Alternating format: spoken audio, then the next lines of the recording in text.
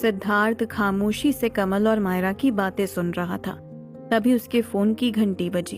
उसने फोन की तरफ देखा तो उस पर निखिल मैथ्यू का फोन आ रहा था, जो सिद्धार्थ का डिटेक्टिव था। सिद्धार्थ ने फोन उठाया नहीं, बल्कि वो जल्दी से सोफे से उठकर खड़ा हुआ और मायरा को देखते हुए बोला, आई एम सॉरी मायरा, मुझे अभी निकलना होगा। मेरी बहुत जरूरी मीटिंग आ गई है, जिसको मुझे अटेंड करना बहुत जरूरी है। मैंने तुमसे वादा किया था कि मैं तुम्हारे साथ डिनर पर जरूर चलूंगा। मेरा वादा पूरा हो चुका है। क्या मैं जा सकता हूँ?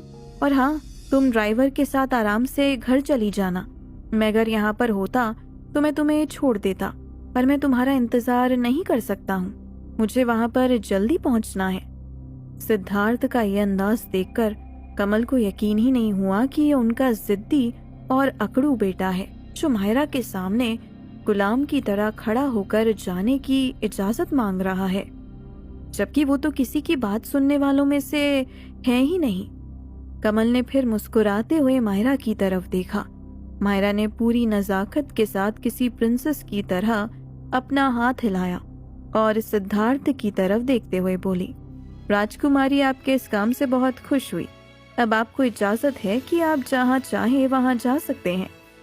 मायरा की ये बात सुनकर सिद्धार्थ जोर से हंसने लगा और तेजी से लिविंग रूम से बाहर निकल गया, क्योंकि उसे मायरा की टेंशन नहीं थी। वो जानता था कि उसके पापा उसे ड्राइवर के साथ घर पहुंचा देंगे, इसीलिए वो जल्दी से वहां से निकल गया। सिद्धार्थ के जाने के बाद अचानक से मायरा ने कमल की तरफ देखा, जो उसे ही देख रहे थे। सिद्धार्थ से इस तरह बात करते हुए उसे एहसास ही नहीं हुआ कि कमल उसके सामने बैठे हुए हैं।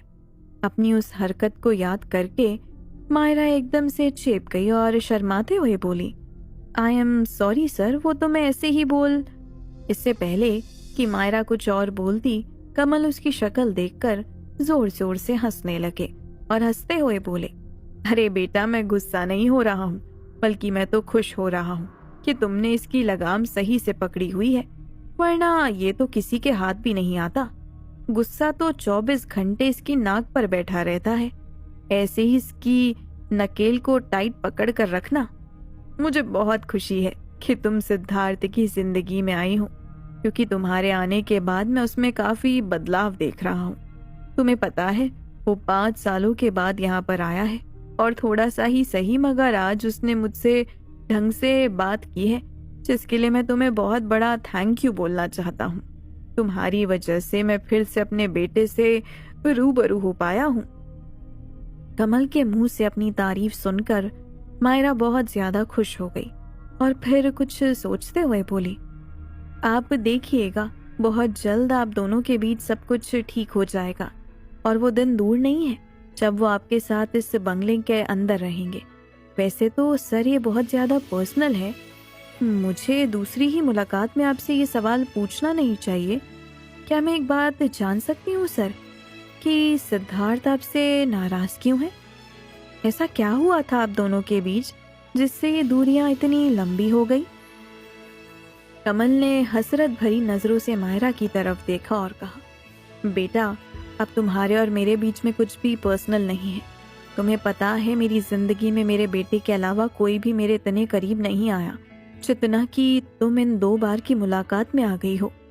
मुझे नहीं पता कि भगवान ने तुम्हें मेरे पास किस वजह से भेजा है, पर तुमसे मिलकर मुझे बहुत अच्छा लगा। एक अपनेपन का एहसास हुआ।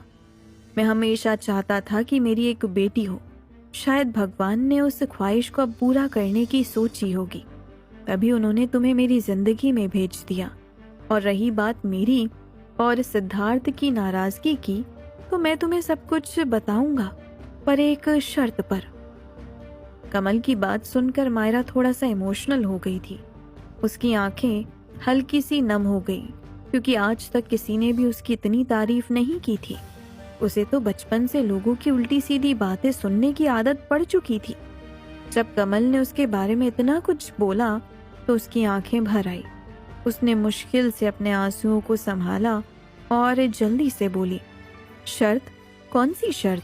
बताइए सर, मैं आपकी सारी शर्तें पूरी करूंगी।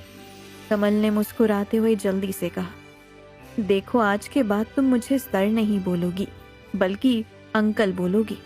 मायरा ने हाथ से सल्यूट मारते हुए कमल की तरफ देखा और कहा, ठीक है, अब मैं आपको अंकल बोलूंगी और उसके अलावा कुछ नहीं बोलूंगी, ठीक है? अब मैंने आपकी बात मान ली है, तो अब आप मुझे अपनी और सिद्धार्थ वाली बात बताइए। मायरा बहुत ज्यादा एक्साइटेड थी कमल और सिद्धार्थ के बीच की इस नफरत को जानने के लिए। कमल ने मायरा की तरफ देखा और सोफे से टेक लगाकर बैठ गए और बोले, मैं शुरू से ही अपने काम पर बहुत फोकस करता था और बहुत बिजी रहता था। मैं साल में 1 महीना छोड़कर बाकी टाइम विदेश में रहता था और सिद्धार्थ और उसकी माँ अलका अकेले यहाँ रहते थे। इस बात से सिद्धार्थ बचपन में मुझसे काफी नाराज रहता था। देखते ही देखते जब उसकी माँ बहुत ज्यादा बीमार हो गई, तब भी मैं विदेश में ही अपने काम में बिजी था। वो मुझे रोज वापस आने के लिए बोलती थी, पर मैं वापस इंडिया नहीं आया और एक दिन वो मर गई। तब से सिद्धार्थ मुझसे नफरत करने लगा, क्योंकि उसे लगता है कि उसकी माँ की मौत का जिम्मेदार मैं हूँ। अगर मैं टाइम पर वापस आ गया होता तो अलका नहीं मरती। अलका के मरने के बाद उसने मुझसे बात करना बिल्कुल बंद कर दिया और फिर एक दिन इस घर को भी छोड़ दिया। देखते ही देखते उसने अपने दम पर एक नया बिजनेस एम्पायर खड़ा किया। अब तुम देख ही रही हो उसने कितनी तरक्की कर ली है, लेकिन धीरे धीरे वो मुझसे बिल्कुल कटता चला गया। अब मैं ज्यादा टाइम इंडिया में ही रहता हूँ और अपना काम यहीं से ऑपरेट करता हूँ, ताकि मैं सिद्धार्थ के साथ अपने रिश्ते अच्छे कर सकूं। पर वो मुझे मौका ही नहीं देता है कि मैं उससे बात करूं। शायद जितना टाइम अब मैं इंडिया में बिताता हूँ। इतना बोलकर कमल थोड़ी देर के लिए चुप हो गए। मायरा ने जानबूझकर उन्हें संभलने का मौका दिया। थोड़ी देर के बाद कमल ने फिर से बोलना शुरू किया, काश मैंने वो समय यहाँ पर बिताया होता जब अलका और सिद्धार्थ को मेरी जरूरत थी, लेकिन शायद मैंने ये करने में बहुत देर कर दी और अब सिद्धार्थ मेरी शक्ल भी नहीं देखना चाहता। लेकिन थैंक यू कि तुम्हारी वजह से आज 5 सालों के बाद वो घर पर आया है और उसने मुझसे बात की है। मायरा बिना बोले कमल की बात सुन रही थी। ये सब सुनकर उसे बहुत दुख पहुंचा। उसे जरा भी उम्मीद नहीं थी कि सिद्धार्थ की माँ अब दुनिया में नहीं है। अब पता चला, जब भी मैंने सिद्धार्थ से कभी उनकी फैमिली के बारे में पूछा तो उन्होंने मुझे हमेशा चिढ़कर ही क्यों जवाब दिया, क्योंकि उसके पीछे बहुत गहरा दर्द था। ये सोचते हुए मायरा ने अपने सामने बैठे कमल की तरफ देखा, जिनके चेहरे पर उदासी फैली हुई थी। मायरा ने धीरे से उनके हाथ पर अपना हाथ रखा और बोली, अब आप सिद्धार्थ की जिम्मेदारी मेरे ऊपर छोड़ दो। मैं पूरी कोशिश करूंगी कि आपका और सिद्धार्थ का रिश्ता बहुत अच्छा हो जाए। अब आप परेशान होना बंद कर दीजिए। बहुत जल्दी आपका बेटा आपके पास आ जाएगा। कमल ने मायरा को मुस्कुराते हुए देखा और कहा, सच में बेटा, क्या तुम ये सब कर पाओगी? तुम्हारी बातें सुनकर मेरे अंदर एक उम्मीद सी जाग उठी है, वरना मैं तो बिल्कुल उम्मीद खो चुका था कि कभी मेरे बेटे के साथ मेरे रिश्ते अच्छे हो पाएंगे। तुम्हें पता है, जब से सिद्धार्थ यहाँ से गया है वो एक बार भी अपनी माँ की बरसी पर नहीं आया, जबकि मैं हर साल उसे पूजा के लिए बुलाता हूँ। अगर तुम मुझे और सिद्धार्थ को फिर से मिलाना चाहती हो तो 2 हफ्ते बाद अलका की बरसी है। अगर तुम चाहो तो उसमें सिद्धार्थ को लेकर आ सकती हो।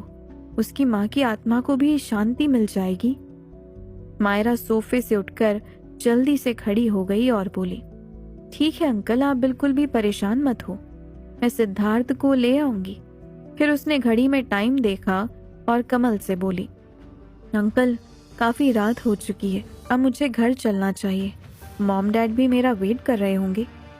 मायरा की ये बातें सुनते ही कमल अगले ही पल खड़े हो गए और जल्दी से बोले, हाँ ठीक है, चलो चलते हैं। उसके बाद कमल मायरा को छोड़ने के लिए उसके घर के लिए निकल गए।